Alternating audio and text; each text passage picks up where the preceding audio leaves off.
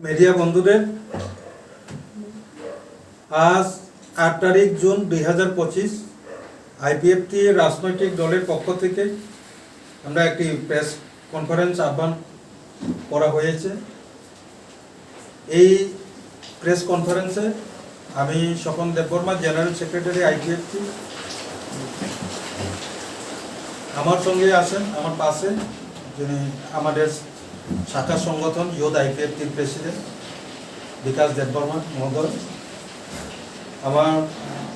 উনি আছেন আমাদের ইউথ আইপিএফটির অফিস সেক্রেটারি, পাশাপাশি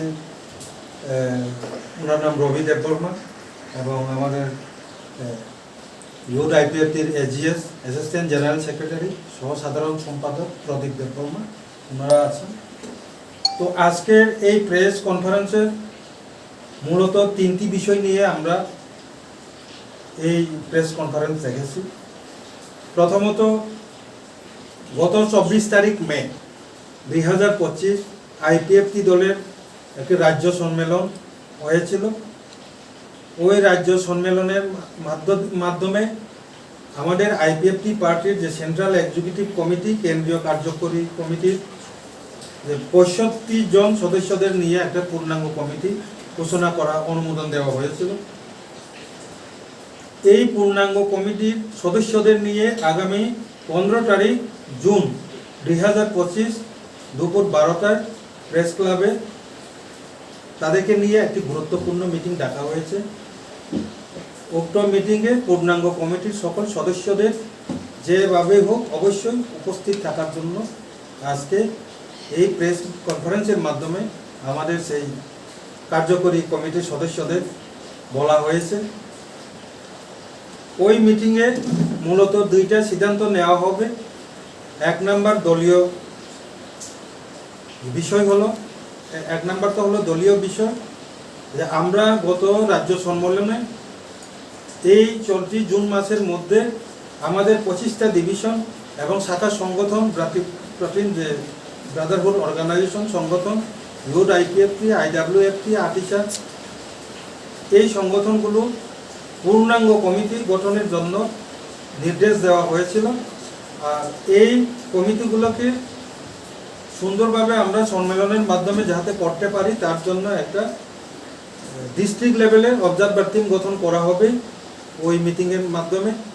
দ্বিতীয়ত যে বিষয় হলো, বর্তমান যে রাজনৈতিক যে কারেন্ট ইস্যু, যে আপনারাও জানেন এটা ইলিগেল ইমাইগ্রেন্ট বাংলাদেশি রোহিঙ্গা সম্পর্কিত আমাদের ভারতের মাননীয় স্বরাষ্ট্রমন্ত্রী শ্রী অমিত শাহজি যে বক্তব্য এবং মন্ত্রকের ভারতীয় স্বরাষ্ট্র মন্ত্রকের যে নোটিফিকেশন অনুসারে যে 30 দিনের মধ্যে রোহিঙ্গা, বাংলাদেশি, বিদেশি যারা এখানে বিনা ডকুমেন্টসে যারা রয়েছে তাদেরকে চেক করে পুষব্যাক করার জন্য যে বলা হয়েছিল।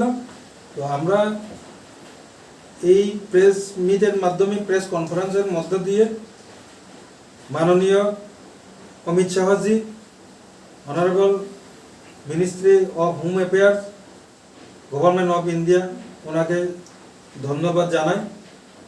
পাশাপাশি রাজ্য সরকারকে আমরা অনুরোধ জানাই যে ভারত সরকারের যে সিদ্ধান্ত অনুযায়ী, তাদের গাইডলাইন অনুসারে ভারতবর্ষের বিভিন্ন রাজ্যে যে পদক্ষেপ নেওয়া হয়েছে, আমাদের রাজ্যেও তা অতি সত্বর এই নির্দেশ পালিত হোক, আমরা রাজ্য সরকারের কাছেও অনুরোধ রাখছি। ওইটাকে নিয়ে,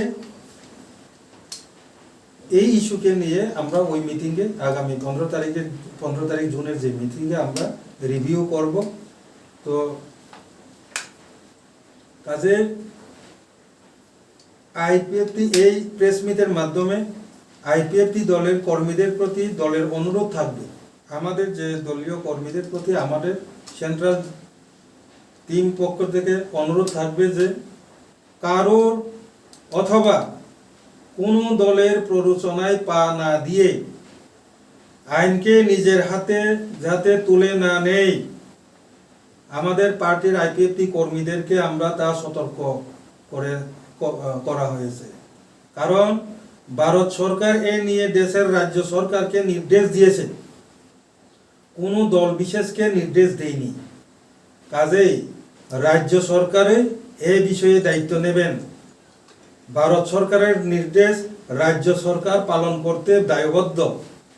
ভারত সরকারের নির্দেশ রাজ্য সরকার পালন করছে কিনা তা নিয়ে ভারত সরকার যাচাই করবে।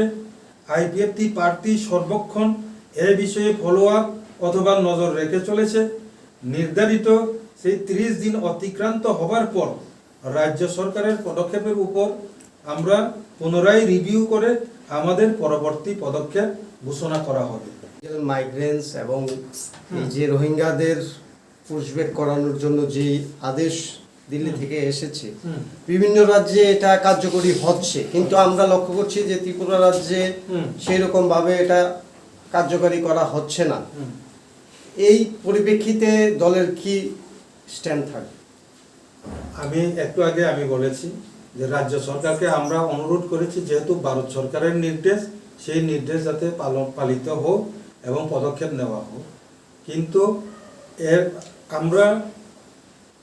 আমরা দেখেছি, আপনারাও দেখেছেন যে কিছু রাজনৈতিক দল অথবা ব্যক্তিবিশেষ কোনো একটা সংগঠন, সেটা এনজিও হোক বা সামাজিক সংগঠন হোক, কিছু এটা নিয়ে একটু আন্দোলন শুরু করে দিয়েছে। কিন্তু আমরা এখনই এইসব আন্দোলনে যাব না, কারণ গাইডলাইন এখনও আমাদের হাতে পরিষ্কার নয়। পুশব্যাক বলতে আমাদের কাছে, আমরা পার্টির কর্মীদের আমরা নির্দেশ দিয়েছি এ বিষয়ে বিরত থাকার জন্য, কারণ ভারত সরকার রাজ্য সরকারকে নির্দেশ দিয়েছে গাইডলাইন অনুসারে করা। সেক্ষেত্রে আমরা আইনকে হাতে তুলে নেব না, রাজ্য সরকারকে এই কাজটা করতে দিতে হবে। কিন্তু আমাদের যে বক্তব্য, এই জায়গাতে যে বিনা ডকুমেন্ট, যারা ডকুমেন্ট হাতে নেই তাদেরকে শুধু পুশব্যাক করবে, নাকি সিএএ আইন অনুসারে, যেটা 2015 থেকে ত্রিপুরা রাজ্যে যারা বসবাস করছেন, সেটা সিএএ আইন অনুসারে বেআইনি বাংলাদেশি, তাদেরকেও পুশব্যাক করা হবে, নাকি 1971 সন 25শে মার্চ অনুসারে যারা ত্রিপুরা বা ভারতবর্ষে যারা রয়েছেন তাদেরকে পুশব্যাক করা হবে?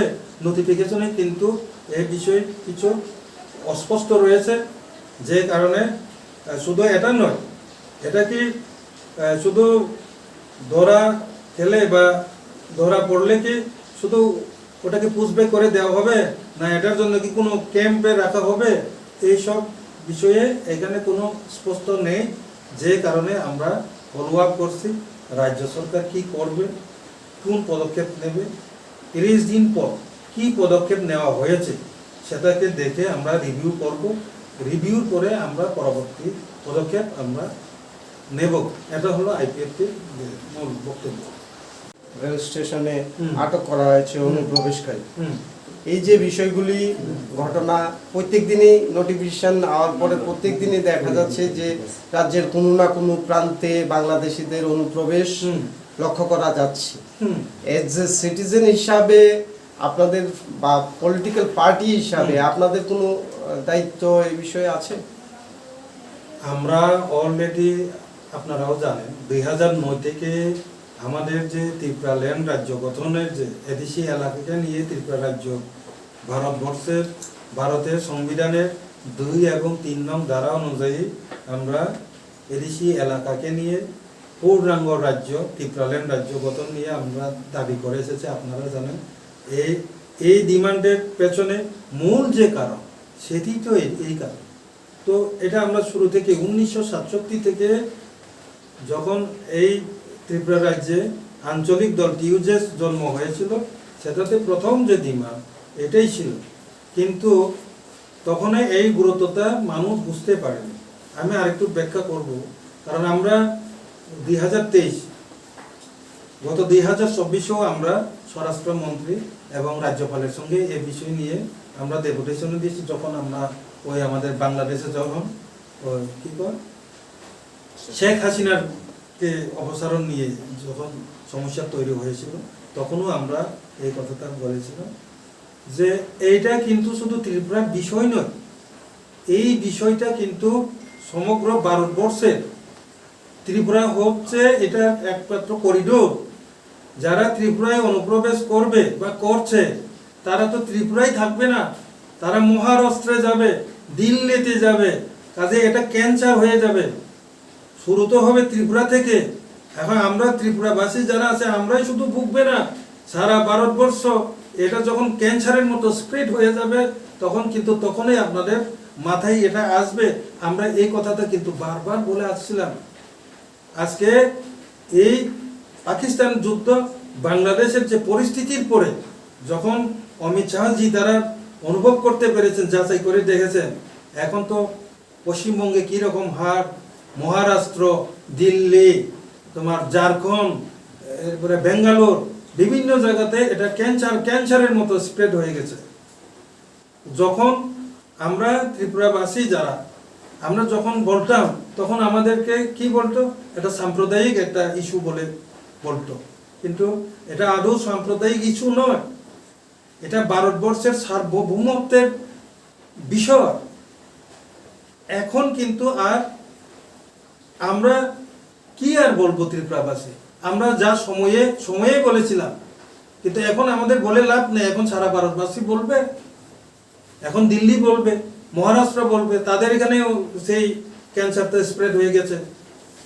আমরা এই ক্যান্সার থেকে মুক্তি পাওয়ার জন্যই আমরা তৃতীয় এডিসি এলাকাকে নিয়ে পূর্ণাঙ্গ ত্রিপুরাল্যান্ড রাজ্য গঠন চেয়েছি। এই একমাত্র কারণ এই যে দুই একটা ধরে পুষবে করে দিয়ে এটা কি আমাদের সমস্যার সমাধান হবে? এটাতেও ভারতবর্ষের বা রাজ্যের একটা নীতির, আমি কেন বলছি যে আমরা ফলো আপ করছি, আমরা বলছি এই কারণে যে আপনি এটা কাঞ্চনপুর থেকে বাংলাদেশি সাপোজ ধরেছেন, ধরে নিয়ে খোয়াইয়ে গিয়ে বর্ডারে গিয়ে পুষব্যাক করে দিয়েছে। আগামীকাল সাবরুম থেকে ওই লোক আবার এখানে প্রবেশ করবে না, এটা কোনো গ্যারান্টি আছে? যদি এখানে বেআইনিভাবে যদি ধরা পড়ে, এখানে রাখতে হবে, তাকে ক্যাম্পে রাখতে হবে। সে যাতে যদি সে আবার ওনাকে পুষব্যাক করে দেয়, তাহলে তার পানিশমেন্টটা কি? এখানে ভারতবর্ষে যে বেআইনিভাবে সে ঢুকেছে, উনি ধরা পড়েছে, কিন্তু ধরে নিয়ে আবার ব্যাক করে ওনার পানিশমেন্টটা কি? বেআইনিভাবে প্রবেশ করেছে, এটার পানিশমেন্ট তো থাকা দরকার, কিন্তু না, এটাকে ধরে নিয়ে পুষব্যাক করে দেবে, তা আগামীকালকে আবার সাবরুম দিয়ে আসবে। এইভাবে এটা সমস্যার সমাধান সম্ভব নয়।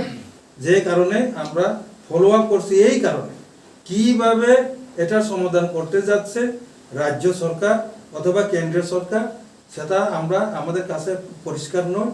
এটা আগে পরিষ্কার হোক, তারপরে আমরা এটা পরবর্তী সময়ে রিভিউ করে কি হয়েছে ত্রিপুরা রাজ্যে, কি পদক্ষেপ নেওয়া হয়েছে, আদৌ পদক্ষেপ নেওয়া হয়েছে কিনা, সব কিছু 30 দিন কমপ্লিট হওয়ার পরে যা তথ্য চলে আসবে, আমরা আইপিএফটি প্রার্থী রিভিউ কমিটিতে বসবো, রিভিউ করার পরে আমরা পরবর্তী পদক্ষেপ আমরা জানাবো।